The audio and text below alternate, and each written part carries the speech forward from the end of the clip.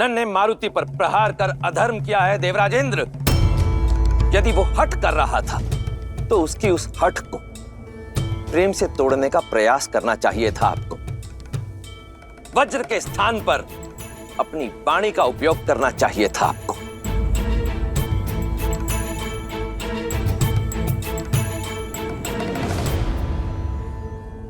मुझसे बहुत बड़ी भूल हुई है महादेव, जो मेरे हाथों यह अनर्थ हुआ। मुझे क्षमा कर दीजिए महादेव।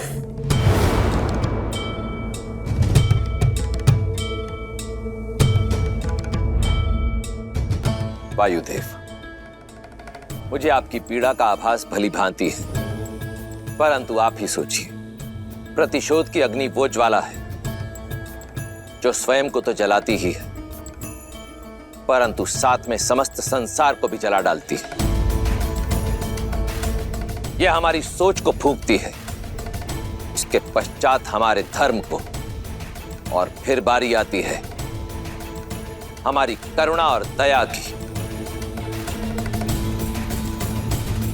और वायुदेव, कोई भी देवता निर्दयी हो ऐसा शोभा नहीं देता।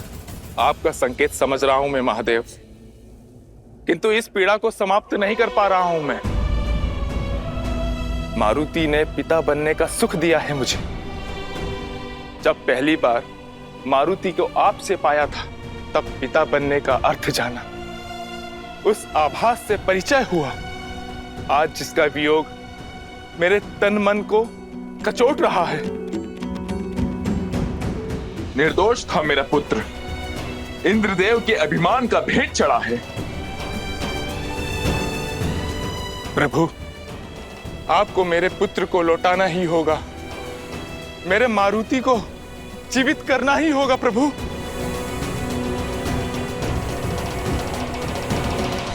ये श्वास की डोर है वायुदेव, जो एक बार टूट जाए तो पुनः जुड़ती नहीं है। परंतु मारुति का जन्म जीवन और मृत्यु के जाल से कहीं अधिक ऊंचा है, इसलिए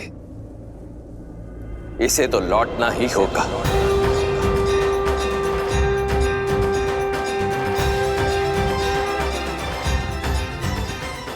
और ये कार्य स्वयं जगत पिता ब्रह्मा करेंगे।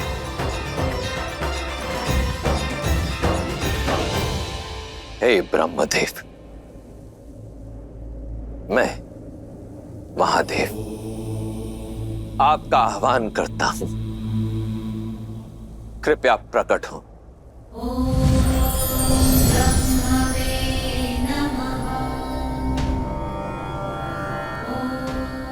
प्रणाम ब्रह्मदेव। प्रणाम ब्रह्मदेव।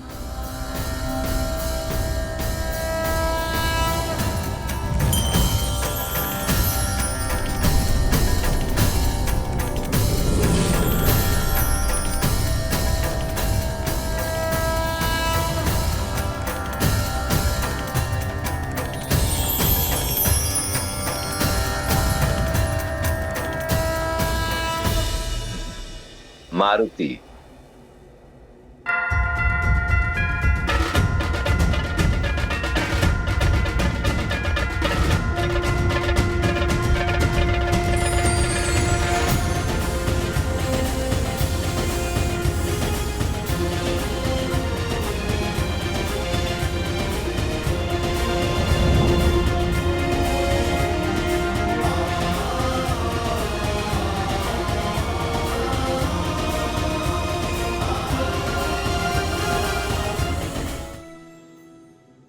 पुत्र, मेरा पुत्र मारुति पुनः लौट आया।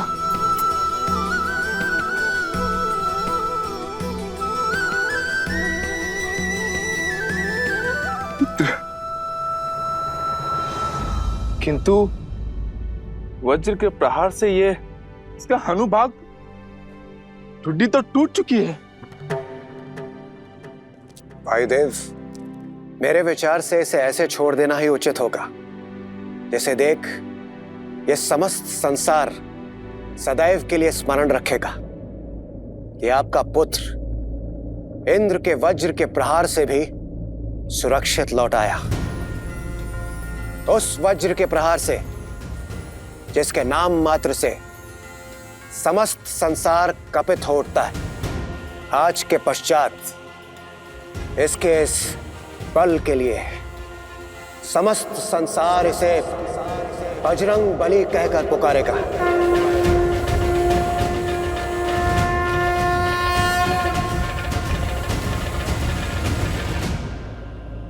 और इसकी इस टूटी हुई हनु के कारण यह हनुमान के नाम से भी प्रसिद्ध होगा।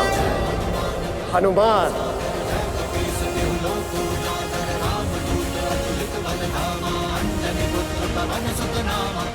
हनुमान।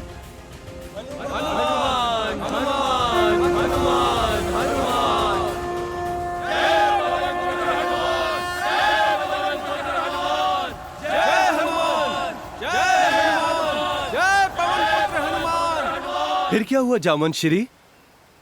फिर क्या होना था? वायुदेव ने क्षमा मांगी। हनुमान के प्राण लौटते ही वायुदेव ने सृष्टि का रोका हुआ प्राणवायु छोड़ दिया।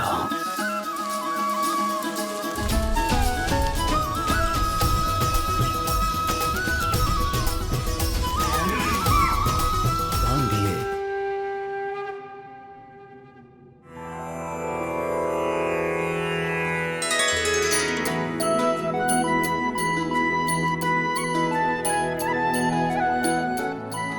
मैं तुम्हें बुद्धि और लंबी आयु का वरदान देता हूं। तुम सुर और असुर दोनों ही कुलों में आदर का पात्र होंगे। ब्रह्मास्त्र और ब्रह्मपाश से भी सुरक्षित होने का वर देता हूं।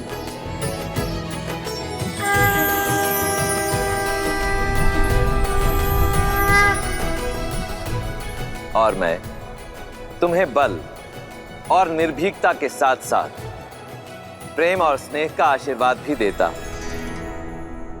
तुम्हारे शौर्य की गाथाएं ये संसार युगों युगों तक गाएगा।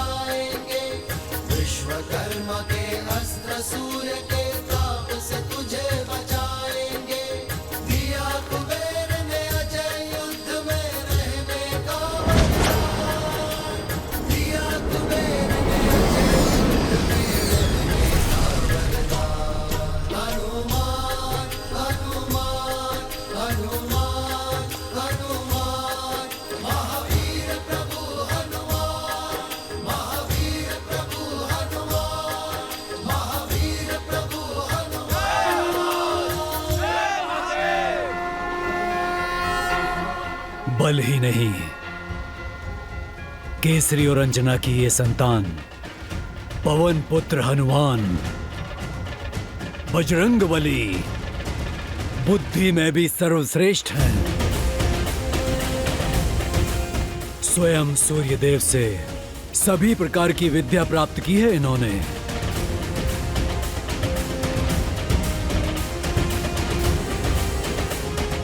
क्या जिन सूर्य देव को आम समझ के मैं निगलने लगा था, वो मेरे गुरु बने? हाँ, रूठे तो थे वो, तुम्हारे कारण इतना घबरा जो गए थे, पर बुद्धि का वर प्राप्त है तुम्हें। सूर्य देव को मनाने का तोड़ भी निकाल लिया तुमने। बड़ी रोचक गाथा है। तो आप सब हनुमान की ज्ञान प्राप्ति की कथा सुनोगे? हाँ उनकी ज्ञान की कथा सुनना चाहेंगे। हाँ कथा सुनना चाहेंगे। तो सुनो, ये वो यात्रा है जिसने इन्हें विद्यावान गुणी अति चातुर की उपाधि दी।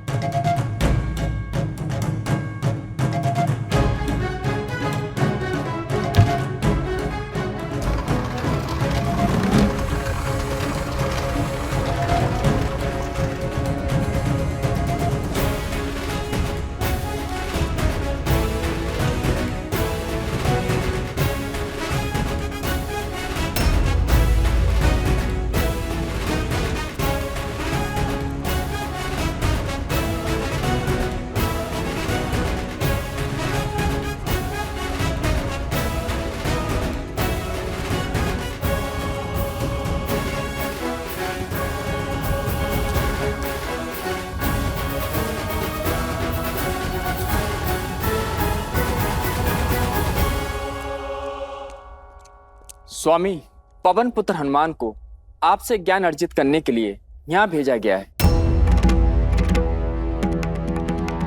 हमारे प्रतिदिन के संसार भ्रमण का समय हो गया है अरुणा। रथ सज करो। जी प्रभु।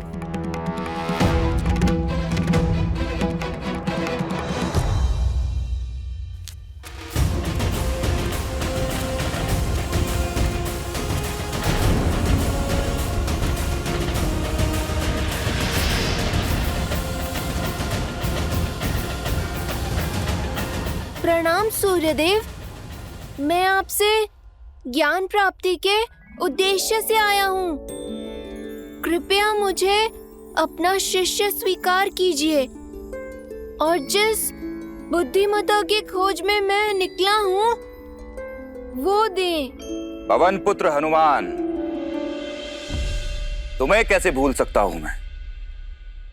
तुम्हारी हठ और उद्दंडता का सर्वप्रथम साक्षी मैं ही बना था। प्रभु,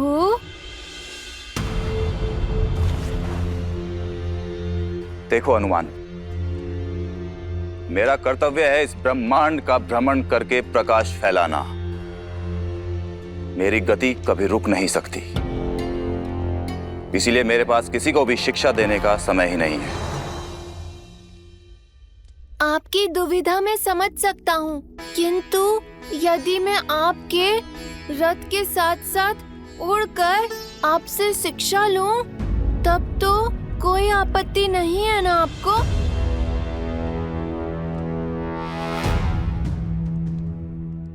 इतना सरल नहीं होगा तुम्हारे लिए ये हनुमान।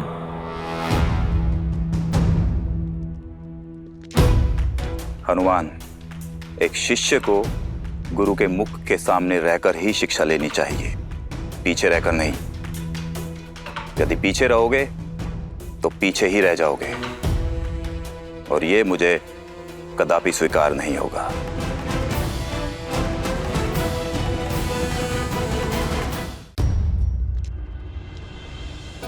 प्रतीत होता है सूर्यदेव बहुत रुष्ट है मुझसे। मुझे इन्हें मनाना होगा। इस अवसर को हाथ से नहीं जाने दे सकता मैं।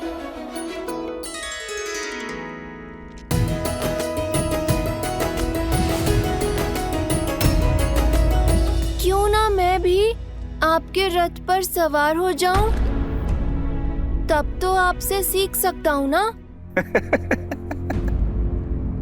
हनुमान, ये तुम्हारे घर का उपवन नहीं है जो तुम्हारा कोई भी मित्र यहाँ आकर उत्पात मचाएगा। सूर्य के रथ पर और कोई नहीं बैठ सकता, और वैसे भी गुरु के आसन पर बैठना अभद्रता होगी। मैं आपके रथ के साथ उड़कर ज्ञान ले लूंगा। इस प्रकार हम समान हो जाएंगे, और कभी भी एक गुरु और शिष्य समान नहीं हो सकते।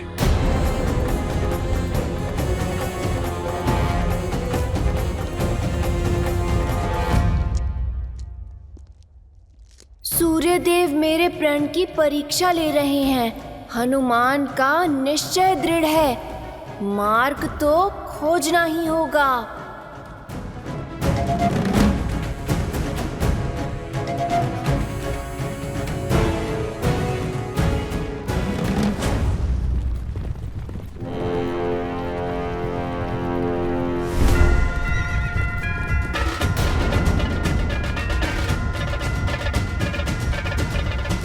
ये क्या उपद्रव है?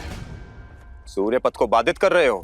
आपका पथ नहीं रोक रहा गुरुदेव, अपना पथ ढूंढ रहा हूँ। ज्ञान रूपी जीवन की चाह है सूर्यदेव। मैं आपके अति तीव्र रथ के आगे उड़ूंगा, ताकि मैं पीछे भी ना छूट जाऊं और आपके सामने भी ना आ पाऊं। अपने गुरु को पीठ दिखाओगे? ठीक है, मैं उल्टा दौड़ूंगा प्रभु। ठीक है हनुमान, किंतु उल्टा दौड़ना सरल नहीं होगा। और स्मरण रहे, यदि तुमने मुझे पीठ दिखाई तो एक गुरु के रूप में ये मेरा घोर अपमान होगा, और ऐसी शिक्षा का कोई मूल्य भी नहीं होगा। परंतु इस ओर आने वाली उल्का पिंडों से कैसे बचोगे हनुमान? आप चिंतित ना हो। ज्ञान पाने के लिए परिश्रम करना तो आवश्यक होता ही है।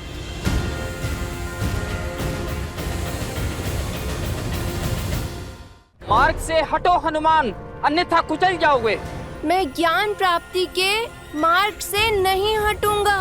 अपने गुरु के समक्ष सम्मान और विनम्रता के साथ खड़ा रहूंगा, फिर चाहे संकट प्राणों पर ही क्यों न हो।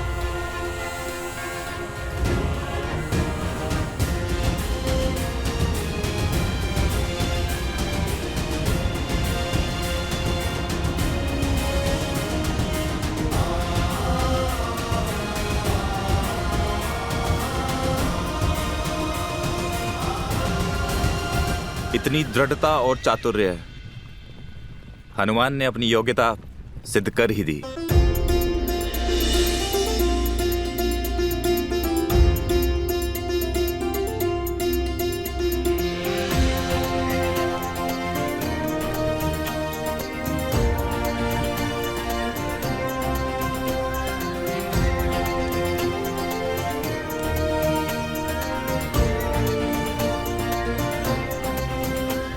सूर्यदेव, मैं आपसे ज्ञान अर्जित करने आया हूँ।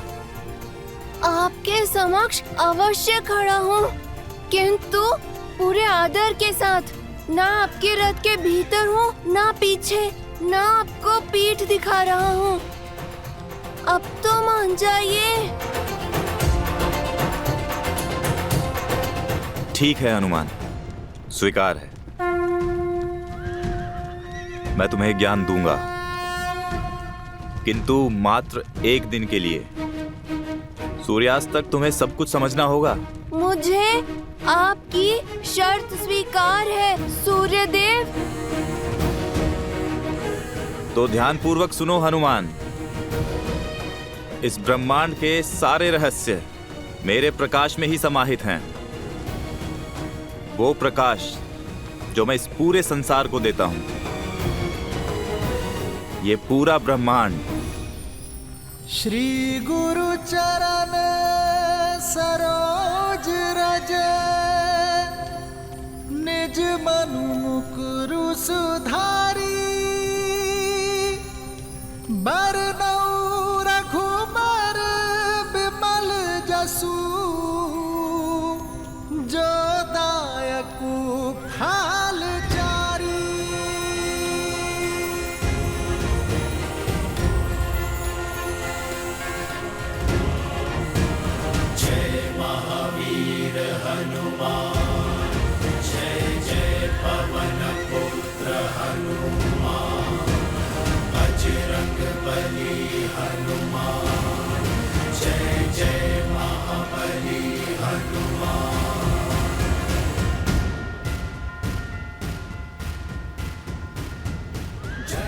न केवल सूर्यदेव को गुरु बनाया, बल्कि केवल एक ही दिन में प्रकाश के वेग से उल्टा उड़ते हुए सूर्यदेव की यात्रा बिना बाधित किए हनुमान ने संसार का हर ज्ञान अर्जित कर लिया।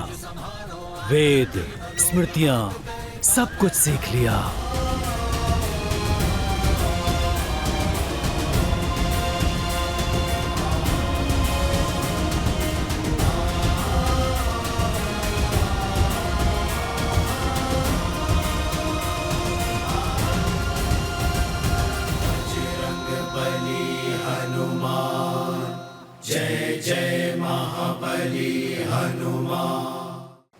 हनुमान के दृढ़ निश्चय ने और गुरु के लिए समर्पण ने उसे कैसा ज्ञान का भंडार दिया। परंतु हनुमान जी की असीम शक्तियां दिखती क्यों नहीं है जामवंत जी? उन्हें ये सब स्मरण क्यों नहीं है? कई बार आयु से अधिक और पहले मिला ज्ञान और शक्ति अपने साथ दुष्प्रभाव भी लाती है। तात, मैं समझा नहीं। तुम्हें मिला श्राप, जिससे तुम अपना सारा ज्ञान भूल गए। श्राप? क्यों? कैसे? और किसने दिया जामवंत जी?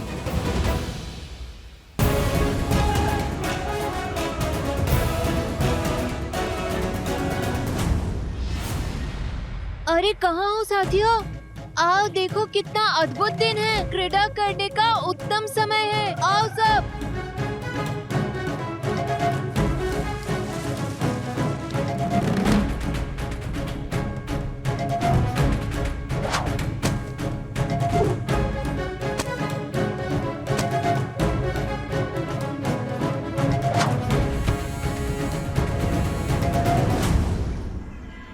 आज तो मुझे इतनी भूख लगी है कि मैं चाहूँ तो पूरा का पूरा कटहल खा सकता हूँ। अरे कटहल तो छोड़ो, एक रसीला आम भी मिल जाए तो भी बहुत है। सपना बैठ के सोचने से पूरा नहीं होता। आसपास कहीं तो फल देने वाला वृक्ष अवश्य होगा। आओ खोजते हैं।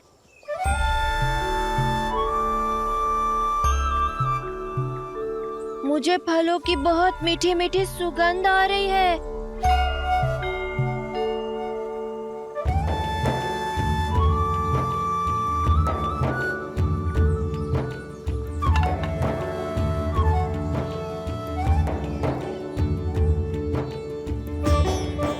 स्वादिष्ट लड्डू भी, कोमल कोमल मीठे मीठे नारियल भी यहीं कहीं है।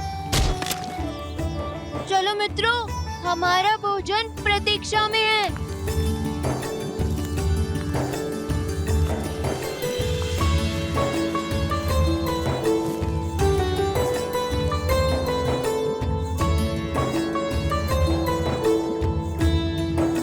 प्रणाम ऋषिवर। मुझे और मेरे मित्रों को बहुत भूख लगी है।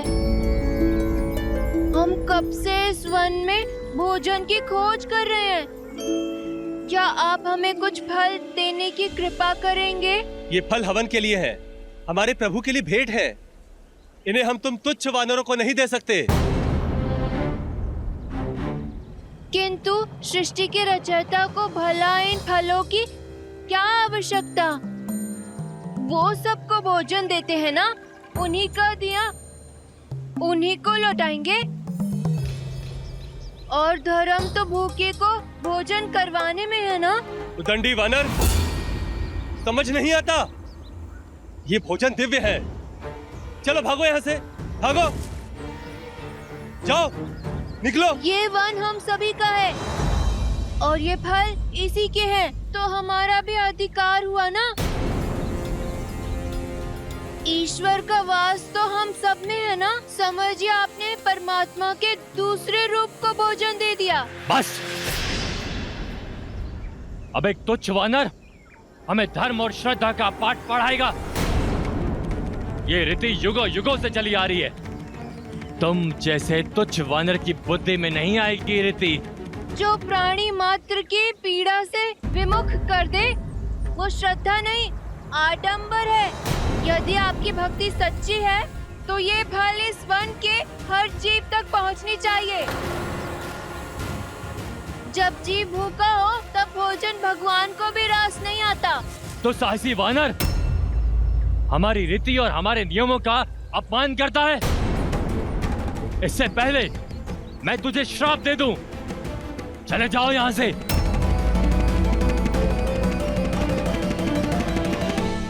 यदि आपको संसार के हर जीव में हरि नहीं दिखते तो आपकी ये रीतियां अर्थहीन हैं। इसी क्षण मेरी दृष्टि से ओझल हो जाओ। तुम जैसे तिरस्कृत प्राणियों के लिए कोई स्थान नहीं है यहाँ।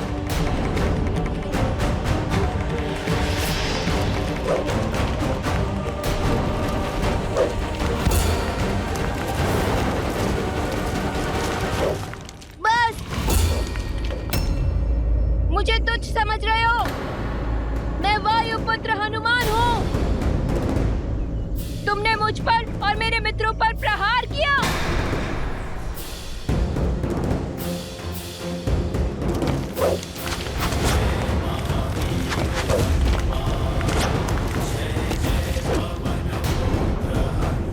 आओ मित्रों, इन ऋषियों को ऐसा पाठ पढ़ाते हैं जिसे ये कभी भूल ना पाए।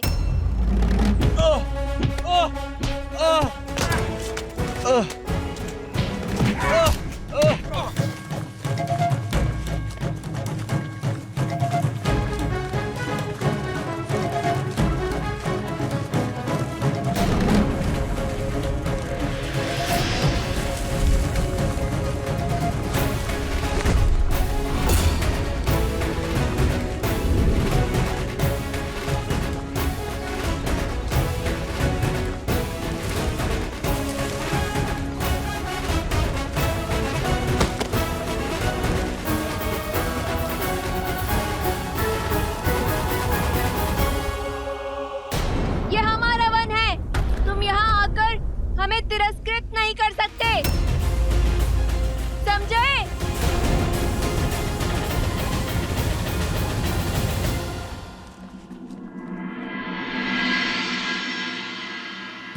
बालपन में कुछ अधिक ही नटखट थे तुम। तुम्हारी ऊर्जा कई बार ऋषियों की तपस्या में विघ्न डाल देती थी।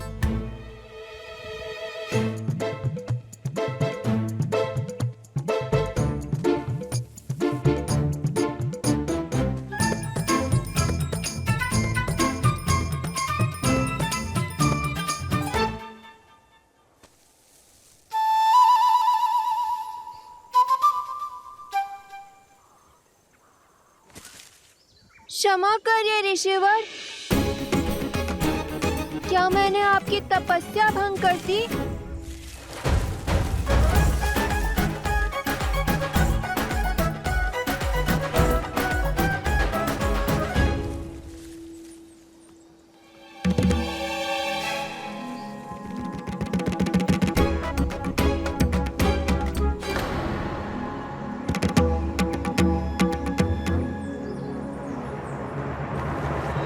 दुष्ट वानर, हमारी पूजा और हवन में विघ्न डालने का दुस्साहस कैसे किया तुमने? आप ऋषिवर अपनी रीतियों में इतने खो गए हैं कि उनके अर्थ ही भूल गए। रुको। अपनी रीतियों में इतने खो गए हैं कि उनके अर्थ ही भूल गए। अब इन वानरों का दुस्साहस और नहीं सहेंगे हम। मुझे आभास है कि हनुमान का जन्म अवश्य ही किसी महान उद्देश्य की प्राप्ति हेतु हुआ है, परंतु भय है कि उसके इस चपल और मनचले स्वभाव के कारण कहीं कोई ऋषि अत्यंत क्रोधित ना हो जाए। तो हमें क्या करना चाहिए? इतने दिव्य शक्तियों वाले बालक को हम नहीं तो कौन रोकेगा?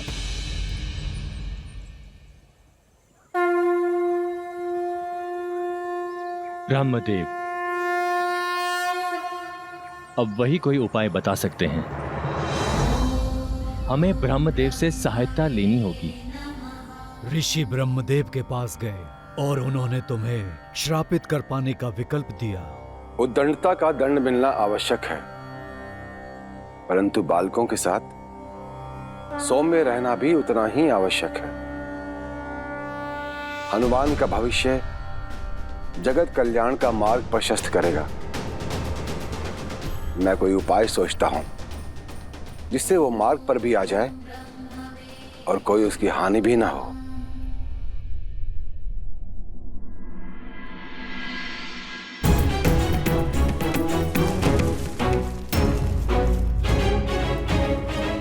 हनुमान,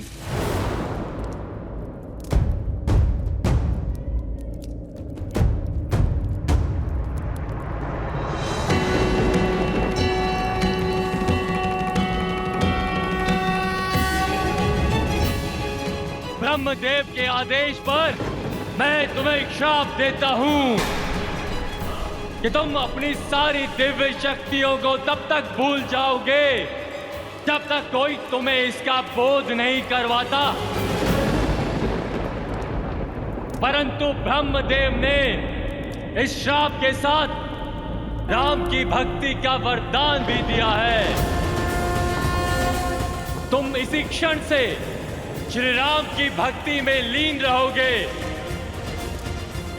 और तुम्हारी श्रद्धा बाली द्वारा सताए गए वानरों को संबल देगी।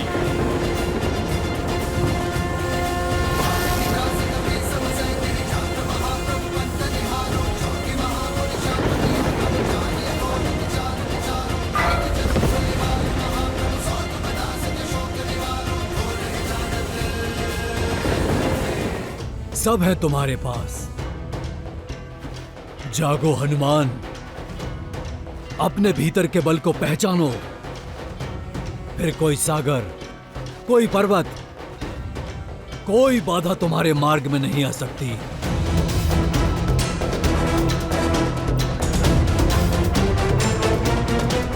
पवन पुत्र केसरी नंदन, शिवांश हनुमान, पहचानो अपने आप को। शिवांश हनुमान, पहचानो अपने आप को। शिवांश हनुमान, पहचानो अपने आप को।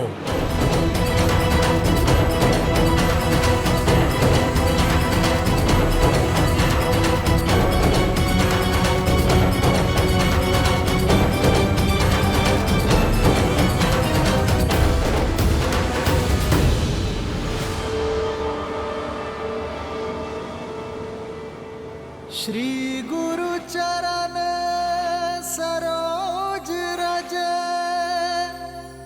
निज मनु मुकुरु सुधारी। बरनउँ रघुबर बिमल जसु,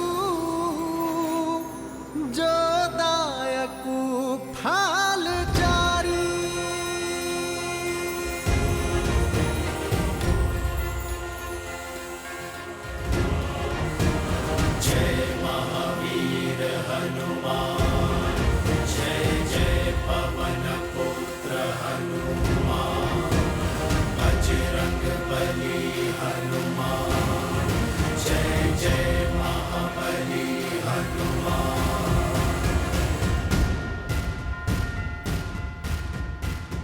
नारायण के अवतार श्री राम को एक भक्त की आवश्यकता होगी जो मेरा ही अंशावतार होगा।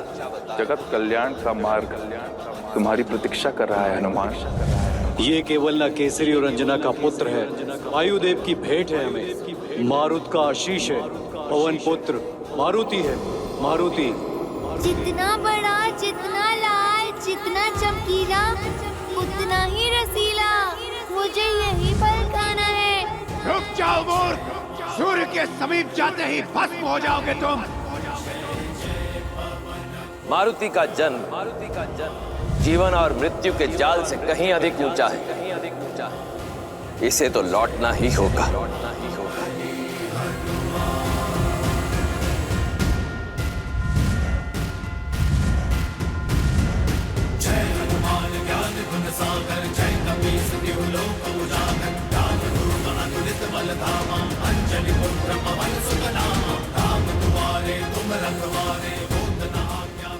उद्दंडता का दंड मिलना आवश्यक है। ब्रह्मदेव के आदेश पर मैं तुम्हें श्राप देता हूँ कि तुम अपनी सभी दिव्य शक्तियों को तब तक भूल जाओगे जब तक तुम्हें कोई इसका बोध नहीं करवाता।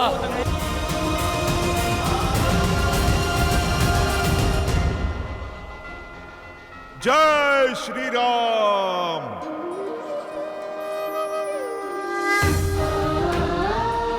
ये मुद्रिका मैं तुम्हें सौंप रहा हूं हनुमान, जो मेरे लिए सीता का विश्वास है। जब सीता मिले तो उसे ही मुद्रिका सौंप देना हनुमान।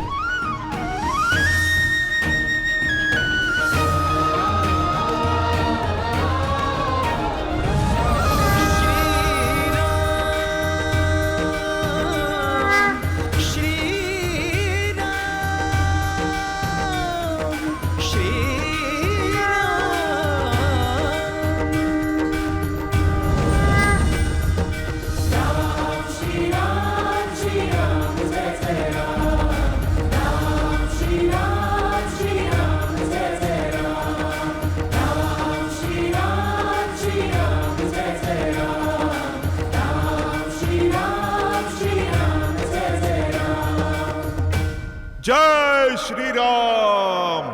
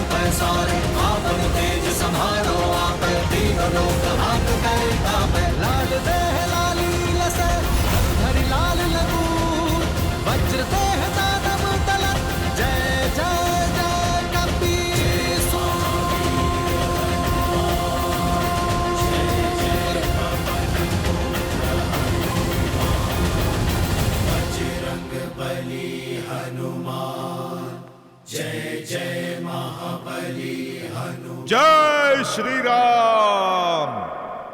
जय श्री राम। जय श्री राम। जय श्री राम। कुछ क्षण पहले तक जो हनुमान इतने आशाहीन थे, अब उनके आकार के साथ साथ उनका उत्साह भी कितना बढ़ गया है। बढ़ेगा क्यों नहीं देवी। जब व्यक्ति का विश्वास बढ़ता है तो सामने आई कठिनाई स्वयं छोटी होती चली जाती है। अभी कुछ ही क्षण पूर्व यही हनुमान थे जिनके लिए लंका के 100 योजन के समुद्र को लांघ पाना असंभव प्रतीत हो रहा था, और अब वही हनुमान है जिनके लिए ये 100 योजन का समुद्र तो क्या, संपूर्ण ब्रह्मांड को लांघ पाना भी संभव है। हनुमान की ये कथा, विशेषकर श्रीमद् रामायण का ये भाग, सुंदर कांड, कथा है विश्वास और आशा की विजय की। ये मनुष्य को ये सीख देता है कि सामने आई कठिनाई कितनी भी बड़ी क्यों ना हो, हमें उसे स्वयं पर हावी नहीं होने देना चाहिए, अपितु अपनी भक्ति और दृढ़ संकल्प से स्वयं को इतना बड़ा बना लेना चाहिए कि कठिनाई छोटी पड़ जाए। देवी, क्या आप जानती हैं कि इसे सुंदरकांड क्यों कहते हैं? वैसे तो इसके कई कारण हैं, परंतु 3 कारण अति विशेष। पहला ये वो अद्भुत गाथा है जो सुनने वाले को मंत्रमुग्ध कर देती है। संसार में प्रेम और भक्ति से सुंदर कुछ भी नहीं, और सुंदरकांड से अधिक भक्ति और प्रेम और कहीं भी नहीं। अब दूसरा कारण, अशोक वाटिका जिस सुंदर पर्वत पर स्थित थी, हनुमान और देवी सीता की प्रथम भेंट वहीं हुई, और वहीं श्री राम और देवी सीता के पुनर्मिलन की आशा जागृत हुई। और तीसरा कारण, बालपन में हनुमान की माता अंजना उन्हें सुंदर कहकर पुकारती थी। आइए देवी, पहले इस शक्तिदायी कांड की आरती करते हैं। जय जय श्री राम हरे, जय जय श्री राम हरे। सुंदर कांड की महिमा, सुंदर कांड की महिमा, सारे कष्ट हरे। जय जय श्री राम हरे। सुंदर कांड का वर्णन जो भी नर गाता, प्रभु जो भी नर गाता, मन में भक्ति लाता, मन में भक्ति लाता, पार उतर जाता। जय जय श्री राम हरे, जय जय श्री राम हरे। तो ये था देवी रुद्र की शक्ति और राम की भक्ति का अद्भुत संगम, सुंदर कांड, जहां श्री राम के विश्वास और अपनी भक्ति को अस्त्र बना सज्ज हैं हनुमान लंका पर प्रथम प्रहार करने को।